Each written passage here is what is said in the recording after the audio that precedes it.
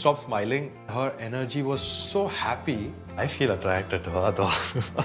See, I still can't stop smiling. You're making the situation more easier and I'm feeling comfortable. So you don't have to do anything different. Yeah. Is me or does Shreyas look like a totally different man? He's smiling from ear to ear, the way he was dancing when he went on his date with Gabby. He's a totally new man, and it's surprising what, a different environment or a different partner can do to you as a person and how you present yourself. Hey there, thanks for stopping by. It's your girl Valerie again. In this episode, I'm reviewing Love Without Borders, season 1, episode 8. Please don't forget to like, share, comment, and subscribe. So, I remember last week questioning why the expert had come to see Shreyas after Golem had walked out, and then turns out, and I questioned why they were trying to match him with somebody else. Well, the expert had a conversation with Shreyas, and it wasn't clear as to how long after Golem left that they decided to sort of match him with somebody else. And I don't know what the reasoning behind that was because he's been through a traumatic, in my opinion, event with Gollum. It wasn't smooth sailing, it was very toxic, it was very argumentative, he was always having to defend himself. So I don't know why they felt the need to match him with someone immediately after. I don't know whether it's because production had the accommodation already paid for, the house that Shears was in had already been paid for. I don't know the reasoning behind it, but the expert said, "Oh, we've got another lady. Her name is Gabby, and she's already arrived in Dubai. So, are you happy to go ahead and meet her?" And it's like, this man needed time to process what he's just been through. I don't think him moving from one relationship to another is healthy. Anyway, he agrees to go through with it, and we then move on to Brian and Donna. Brian and Donna, for me, are just a merry-go-round, for lack of a better word, because we see them. They go to the fair, the Christmas fair. You see, Brian trying to teach Donna to drive. They go to the sea. They go for a swim in the ocean. And it doesn't make sense to me what is going on with that relationship because the last time we heard, Brian was saying he's not attracted to Donna. He's not sure whether things will work. And then suddenly he's saying, yes, I think things will work. Might. Well, Donna asked him, do you see this working? Because I don't know how you feel. And he was very vague in his response. I think he's just buying time until the end of the process. And then he just will turn around and say, no, that's it, I'm done. And I don't know why he just didn't turn around and say, I'm sorry, but this is not it. I'm not feeling it. I think I want to come out of the process. I don't know whether it's because, unless it's a special circumstance like the one with Shreyas and Gulam, they are not allowed to opt out of the experiment.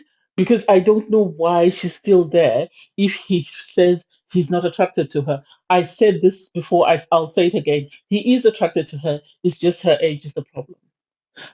That's it. And because he's doing everything with her, he seems very happy with her. I wouldn't be surprised if that they've already made love and they're kissing and doing everything else in private, but they're not coming on camera and pretending like things are not working. I don't know. We'll see how that goes. And then we go to the Carmen and Philip. So last episode, Philip and Carmen had gone out clubbing, and then Carmen had stayed out clubbing, and Philip came home around 4:30, 5:30. And I think he says he tried to text her, she didn't respond. And then eventually Carmen does come. And so they start to have a conversation on camera and sort of Philip is very agitated, you can see from the jump. He has every right to be agitated because they left together. The least she could have done is told him, I'm not coming. Don't expect me to come. I'll give you a shout when I get back home. Because during their conversation, and he was trying to ask her, I tried to get in touch with you to find out where you were. And she says, you know, this is not a hotel. You can't expect to have me at your beck and call.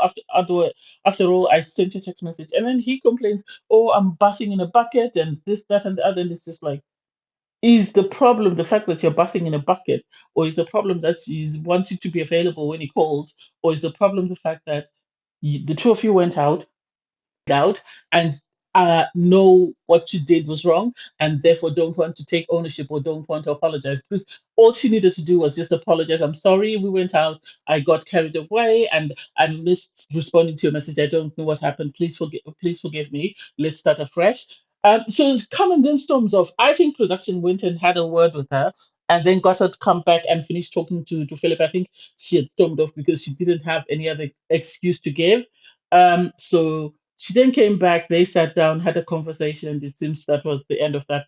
And then we have Muriel and Aaron. Oh, I love Muriel. I've said this from the start that Aaron is going to regret his decision and his choices. Aaron takes him to a winery where they get to taste different types of champagne.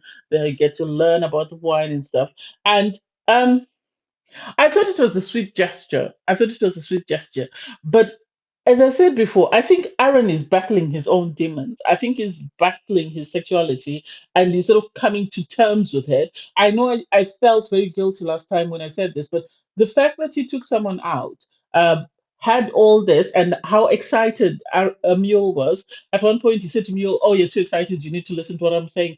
And I thought, at the end of it, he would give him a hug or a kiss, and he didn't. We've never seen them kiss on camera or anything. I think whatever them physically, I think is going on in private, because they went to the winery, enjoyed that, came back, and then the next time we saw them, it was Christmas Eve, it was New Year's Eve, and so Mule was talking about, oh, I want a I want a New Year's Eve kiss, I want a New Year's Eve kiss, and they had all this chat, and nothing physical took place, and you could tell Mule was wanting wanting Aaron to do something to at least to initiate the kiss. I think because Mule is trying not to push Aaron so much, so he's trying to give him his space, but at the same time, he's got things that he wants and he expects.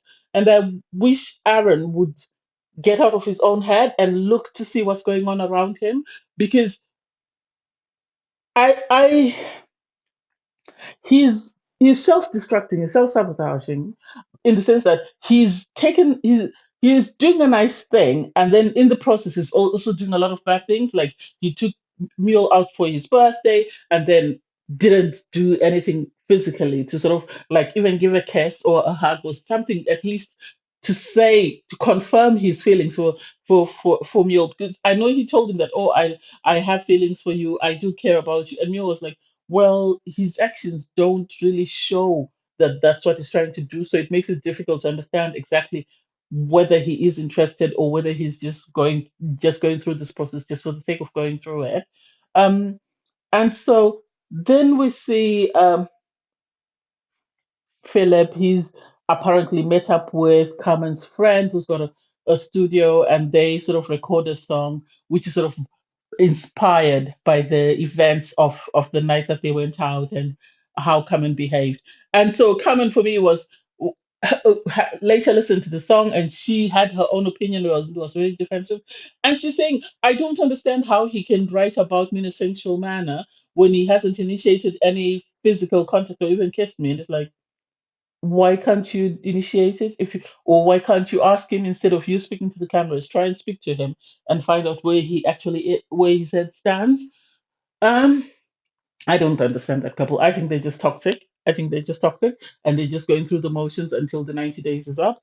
Naeem and Chandra, they are another toxic trait. I don't think there's any couple as yet that has been matched that I think has a chance of making it, because Aaron is in his own head, and they're the couple that I would say are most likely to make it. Naeem and Chandra, they're fighting over a banana. That Chandra left a banana in the sink, and Aaron is complaining that, can you not see all the flies?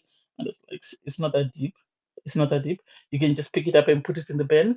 And then they had a conversation where Chandra's complaining that, I heard that you're on a dating site, and it's like, Chandra needs to keep quiet. I'm sorry, she needs to keep quiet. She has no space to question what Naeem does after she brought her ex-boyfriend to the club and was bumping and grinding with him, and then he came and he spent the night in her bed. Oh, I feel disrespected. How about Naeem? You started off with this disrespect, so he has every right to do whatever he wants. And turns out Naeem has already found someone and is dating someone there, and It's like, oh my God, this is craziness. This is some level of craziness. This is why I said before that they need to give people the option to opt out. They should have allowed Naeem to go back home. They should have allowed Donna to go back home. Maybe Mule and Aaron need time, but those two couples should have been allowed to go home. I don't think there's anything else left for them to explore. And then we saw Gabby. So Gabby is now matched with Shreyas. And I have my own opinion. I'm sorry. I don't understand how they can go from 0 to 100. It's nice to see Shreyas smile. It's nice to see him let loose and relax. You were saying, with Gollum, he used to be very cautious of what he said and how he said it. Whereas here, he's free to say whatever he wants to say. Gabby comes across as 180. They've auto corrected from where they were. She's very relaxed. She's very easygoing. She's very bubbly. She's very funny. And you could see them bumping and grinding in the club, and you could see Shreyas actually drinking and relaxing and enjoying himself. And it was like, oh, he's a new man. How will that work? It makes me question whether Gollum was just brought just for show, for the drama, and then the partner that they wanted to match him with was Gabby, but Gabby, they were waiting for something or whatever. I think the family wanted him to marry someone of the same culture as him, so that's why they matched him with Gabby.